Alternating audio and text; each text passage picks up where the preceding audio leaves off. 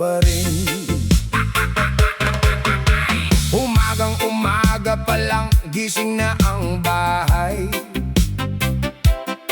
Si Mrs. nasa kusina, parang may sariling bantay. May hawak na sandok, may hawak na plato, at kapag tinawag ang pangalan ko, alam kong may asunto. Gising ka na ba? Malakas niyang sigaw. Sabi ko, oo mahal, kahit antok pa ang katawan. Bumangon ka na dyan, marami tayong gagawin. Kaya ako'y tumayo, kahit gusto ko pang humimbing. Maglinis ng bahay, maghugas ng pinggan, magwalis sa sala, mag-ayos ng halaman. Sabi ko sa sarili, kailan ba ako magpapahinga? Sagot ng konsensya ko kapag sinabi ni Mrs. na tama na. Ang Mrs. kong dragon, apoy kong magalit. Isang tingin niya lang, puso ko'y nanginginig. Pero kapag numiti, parang araw ang paligid. Kaya kahit dragon siya, mahal ko pa rin ang labis. Ang Mrs. kong dragon, reyna ng tahanan. Siya ang boss sa kusina, siya rin ang kapitan. Kahit minsan gusto ko nang tumakas, pag sinabi niyang mahal, balik agad ako sa bahay. Isang araw sinabi ko, mahal may lakad ako. Sagot niya, saan? Sabi ko, saglit lang ako. Kanino ka pupunta? Sino ang kasama mo? Sabi ko, mga kaibigan. Sabi niya, sino? Nagsimula ang interview, parang nasa police station. May pangalan, oras, lugar, pati destination. Anong oras ka uuwi? Mga alas 10 siguro. Sagot niya, alas 10? Baka alas 9? Baka alas 8 na lang. Abay napabilis ang plano, dahil alam kong delikado. Mas mabuti nang maaga akong umuwi, kaysa buong gabi ako magpaliwanag. Ng misis kong dragon, apoy kong magalit. Pero kapag nagmahal, buong puso niyang ibinibigay. Kahit maraming bilin, kahit maraming tanong, siya pa rin ang gusto kong makasama sa buong panahon. Kapag may bagong damit, kailangan kong magkomento. Bagay ba sa akin? Tanong niya ng seryoso. Sabi ko, bagay na napakaganda mo. Sagot niya, talaga? Sabi ko, oo. Kapag sinabi niya, tumababa ako. Sagot ko, hindi. Bumanda ka lang lalo. Kapag sinabi niyang may pangit ba sa akin, sagot ko, wala. Ikaw ang pinakamaganda sa paningin. Kahit minsan ay mabilis ang kanyang init, alam kong may puso siyang puno ng pag-ibig. Kapag may sakit ako, siya ang nag-aalaga. Kapag may problema ako, siya ang unang kasama. Hindi naman talaga siya dragon, minsan lang mabilis ang apoy. Kapag pagod at maraming iniisip, kaya minsan maikli ang pasensya. Pero sa libot ng kanyang galit, may pusong gustong protektahan ng pamilya. Kaya kahit tinatawag ko siyang dragon, siya pa rin ang reyna ng puso ko. Ang misis kong dragon, apoy kong magalit. Pero pagmamahal niya'y hindi matitinag kahit saglit. Ang misis kong dragon, reyna ng tahanan. Sa hirap at ginhawa, siya ang aking kasama. Ang misis kong dragon, kahit makulit minsan, kahit maraming tanong at maraming bilin sa tahanan, hindi ko siya ipagpapalit kahit kanino. Dahil ang dragon na ito ang pinakamamahal ko. Disco reggae, para sa lahat ng mister. Kahit dragon minsan si Mrs., kayo pa rin ang reyna ng aming puso.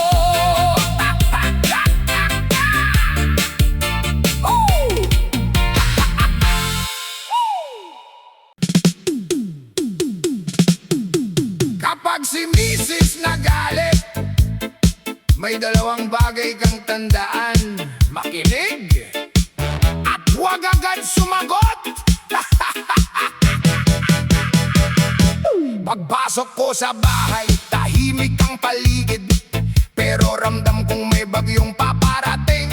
Nakita ko si Mrs. nakaupo sa sala, tahimik na tahimik pero parang may alarma. Sabi ko, mahal, kumusta ang araw mo? Sagot niya, okay lang. Sabi ko, bakit parang malungkot ka? Sagot niya, hindi ako malungkot. Sabi ko, galit ka ba? Sagot niya, hindi. Doon ako kinabahan, dahil alam kong may mali. Umupo ako sa tabi niya, hindi na ako nagtanong. Pinatay ko ang cellphone at nakunwaring walang alam sa mundo. Kapag si Mrs. nagalit, huwag ka nang sumagot. Kapag mataas ang boses, hinaan mo ang iyong boses. Kapag sinabi niyang wala, huwag nang magtanong. Baka ang maliit na problema maging mahabang sermon. Kapag si Mrs. nagalit, makinig ka muna. Huwag mong isipin na kailangan mong manalo. Sa buhay mag-asawa, hindi laban ang pagmamahal. Mas magandang matapos ang tampuhan kaysa lumaki ang away. Bigla niyang sinabi, may sasabihin ako. Sabi ko, sige mahal, nakikinig ako. Naalala mo ba noong isang linggo? Sabi ko, medyo. Yung sinabi mo sa akin, sabi ko, ano nga iyon? Ayun, mali na agad ang sagot ko. Hindi mo na naman maalala? Sabi ko, naalala ko naman. Talaga? Oo. Ano? Tahimik ako dahil wala talaga akong maalala. Kaya sabi ko, mahal, sorry na. Sagot niya, hindi naman ako galit. Sabi ko sa sarili ko, bakit parang ako ang nanginginig? Kapag si Mrs. nagalit, huwag ka nang sumagot. Huwag mong dagdagan ang apoy na nasa kanyang puso. Kapag may tampuhan, bigyan mo ng panahon. At kapag kalmado na, saka ninyo pag-usapan. Minsan tungkol sa pera, minsan tungkol sa gawaing bahay. Minsan dahil late akong umuwi, minsan wala lang, basta may tampuhan. Sabi niya, bakit hindi mo tinulungan? Sabi ko, akala ko tapos na. Sagot niya, dapat kusa kang tumulong. Sabi ko, oo nga naman. Kaya tumayo ako, kinuha ko ang walis, naglinis ng kusina, nagligpit ng mga gamit. Maya-maya narinig ko, salamat. Ayun, biglang nawala ang bagyo at sumikat ang araw sa bahay. Doon ko natutunan sa pagsasama, hindi palaging sagot ang pagkikipagtalo. Minsan ang kailangan lang ay konting lambing at pag-unawa. Hindi kailangang maging perfecto, hindi kailangang walang tampuhan. Basta marunong kayong bumalik at piling ayusin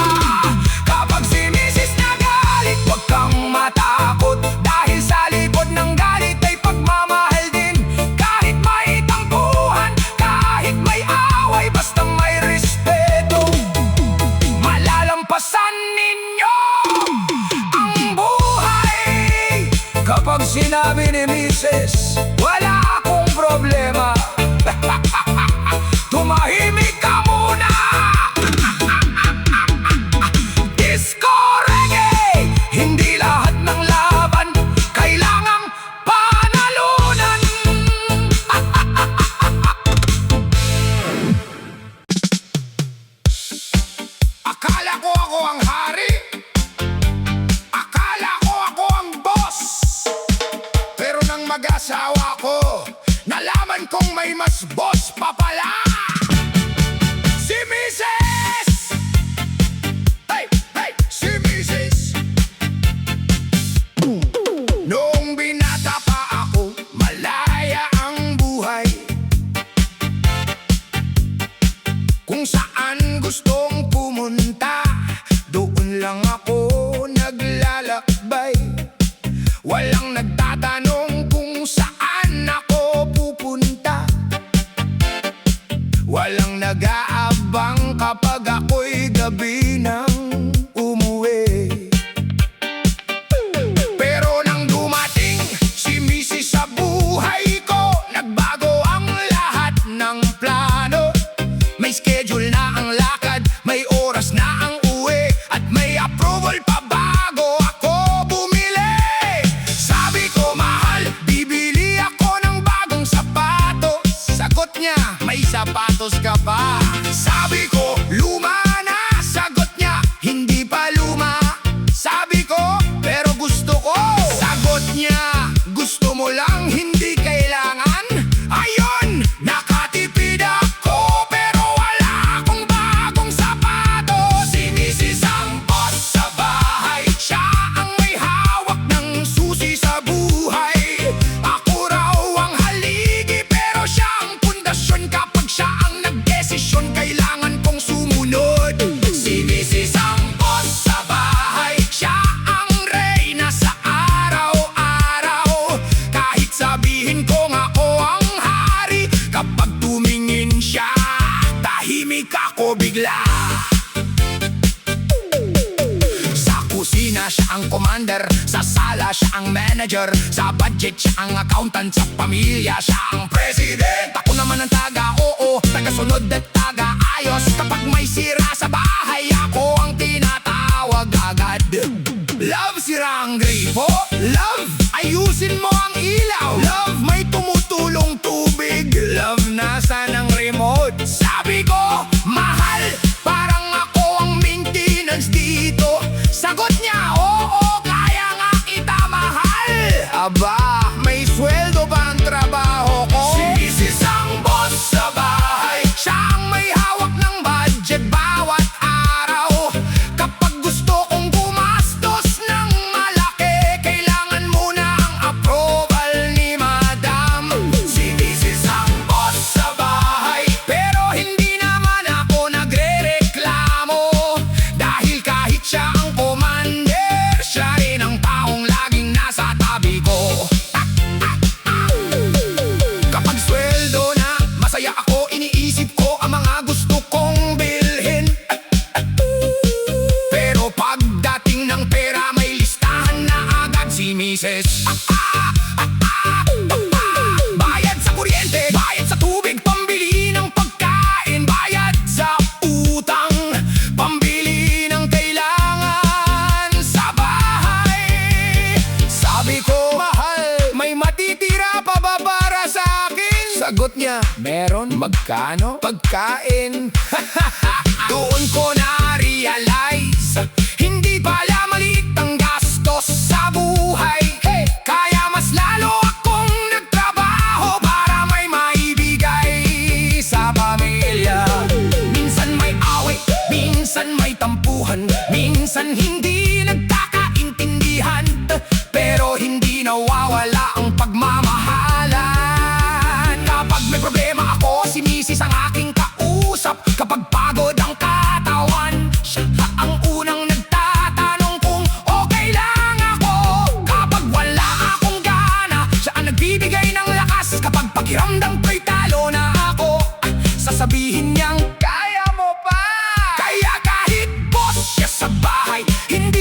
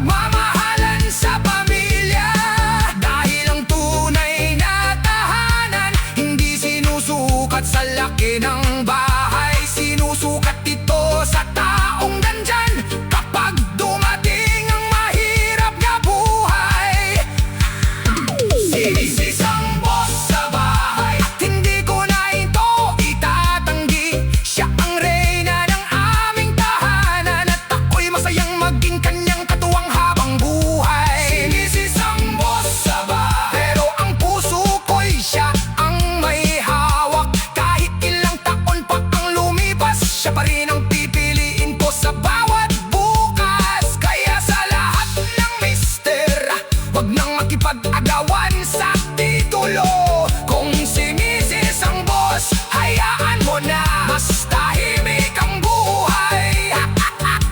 Disco reggae para sa lahat ng mister na sumusunod kay Madam.